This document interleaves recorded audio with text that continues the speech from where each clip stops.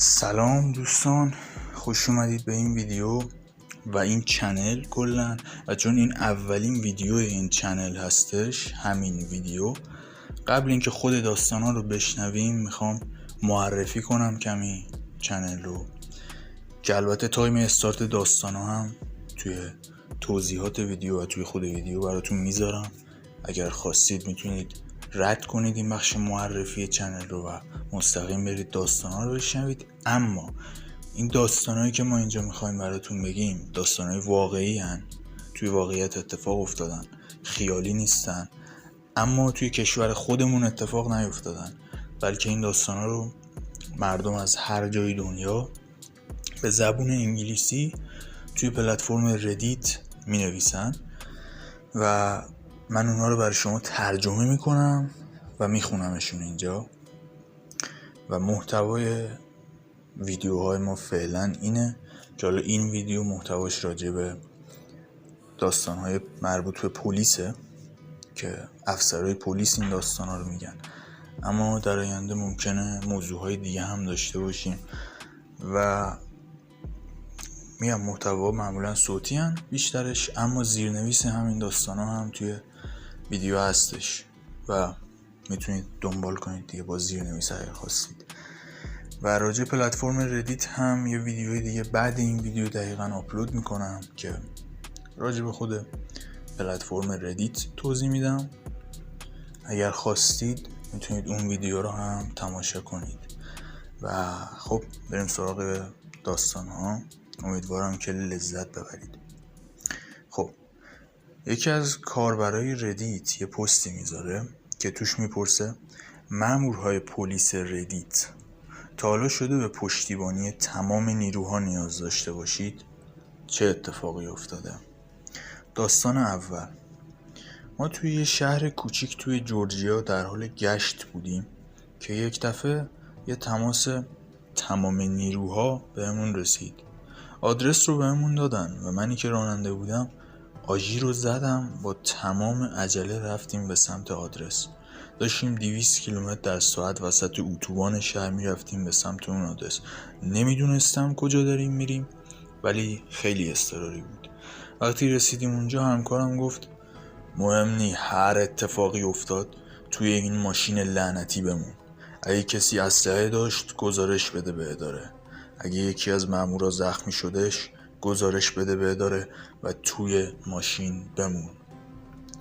بعدش یه نفس عمیق کشید و دوید به سمت یه دعوای 40 نفره جلوی یه کلاب که تنها کلاب توی شهر بود.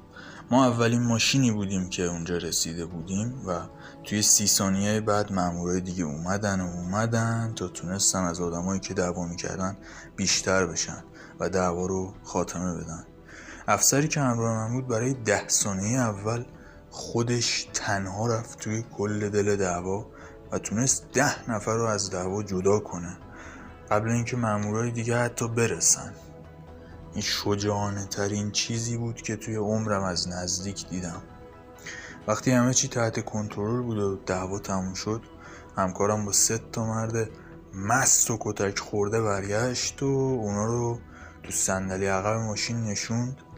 بعد خودش نشست به من گفت خب کی میخوای ثبت نام کنی؟ داستان دوم: من پلیس سابق کانادا هم، از یه شهر کوچیک توریستی. یه روز عادی وسط هفته توی شیفتم مشغول کار بودیم تا یهو واحد بهمون بیسیم زد برای تهدید بمبگذاری. تهدید بمبگذاری توی بخش صنعتی شهر بود. ما رفتیم اونجا، تیم متخصص بمب رو آوردیم، سگای پلیس اومدن، مردم رو از محل دور کردیم و یه دفعه یه بیسیم دیگه بهمون رسید که آلارم بی صدای بانک به صدا در اومده. آلارم بی صدای بانک اینو آلارمیه که به پلیس خبر میده، اما داخل بانک صدای آلارم خطرش نمیاد. حالا ما توی کانادا بودیم و توی یه شهر توریستی معمولا همه چی آرومه، اما این اتفاق یه فاجعه بود. ما بیسیم تمام نیروها رو دریافت کردیم و حتی با اداره پلیس همسایه هم برای کمک تماس گرفتیم.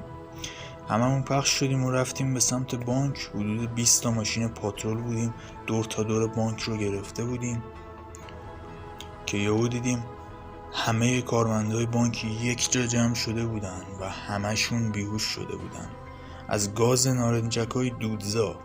همه جا پر از دود شده بود. خیلی سریع فهمیدیم که تهدید بمب چند دقیقه پیش یه حواس پرتی بود. حالا باید دنبال 3 تا مجرم میگشتیم که مدیر بانک میگفت هر 3 تاشون مرد بودن و یکی از اونا کارمند سابق بانک بود. ما خیابونا رو بستیم، به فرودگاه و مرزها خبر دادیم. در آخر 2 نفر از مجرما رو گرفتیم، ولی نفر سوم با پرواز برگشت به کشور خودش. اون نفر سوم با ویزای تحصیلی توی کانادا بود. برای روزها بعد این اتفاق جو امنیتی توی شهر حفظ شد و مجرم سوم بعد از 1 سال از کشور خودش به کانادا برگردونده و بازداشت شد. اما تا جایی که یادم میاد 130,000 دلار دزدیده شده بود و هیچ وقت پیدا نشد. و برای اکثر ما این اولین بار بود که یه تهدید بمبگذاری و یه دزدی بانک تجربه میکردیم. داستان سوم، یکی از داستانهای من که از بقیه‌شون جالب تره این بود که من و همکارم توی شیفت شب بودیم. ساعت تقریباً 2 نصف شب بود که یه تماس به ما رسید که تمام نیروهای آماده در حال گشت باشن برای یه کامیون کوچیک که در حال فراره. دقیقاً 5 ثانیه بعد از شنیدن اون تماس اون کامیون از کنار ما رد شد. آژیر زدیم، گزارش دادیم و تعقیب و گریز شروع شد. کامیونه داشت حدود 120 کیلومتر در ساعت میرفت و ما پشت سرش بودیم. بعد از 2 دقیقه تعقیب و گریز اون کامیون تصادف کرد که باعث مرگ 3 نفر شد و محموله اون کامیون پر از اسلحه و مواد مخدر بود. 2 تا سرنشین اون کامیون هر دو مکزیکی بودن و چند دقیقه قبل این اتفاق با یه مأمور پلیس تصادف کرده بودن و اونو با یه پای شکسته و یه آرنج شکسته تنها گذاشته بودن. نفر سوم که توی اون تصادف جون داد یه خانوم 43 ساله بود که 2 تا بچه داشت و بعد از پزشکی قانونی معلوم شد که توی لحظه تصادف مست بوده. بعد اون اتفاق با خودم میگفتم که اون زن میتونست زنده باشه اگه توی اون لحظه مست نبود. خب دوستان، اینم پایان داستان سوم. امیدوارم که لذت برده باشید و نظرتون چیه راجع به این 3 تا داستان؟ کدومشون جالبتر از همه بود؟ به نظر خودم داستان دوم از همهشون سینمایی تر بود. کم پیش میاد توی واقعیت یه نفر بتونه به طور موفق از یه بانک دزدی کنه. شما هم نظرتون رو بهم بگید توی کامنت ها. همه کامنت ها رو میخونم. اگر انتقادی دارید، نظری، پیشنهادی هرچی که هست کامنت کنید برامون. و اگه ویدیوهای بعدی دوست دارید که راجع به یه موضوع دیگه‌ای داستان‌ها رو بگیم، اون رو هم برای ما بگید توی کامنت ها. و حتما راجع به موضوعهای مختلف هم ویدیو میسازم و حتی تایم ویدیو نظرتون رو راجبش بگید. خوب هست این مقدار تایم ویدیو یا کوتاه، چجوریه؟ ممنونم که تماشا کردید و بدرود.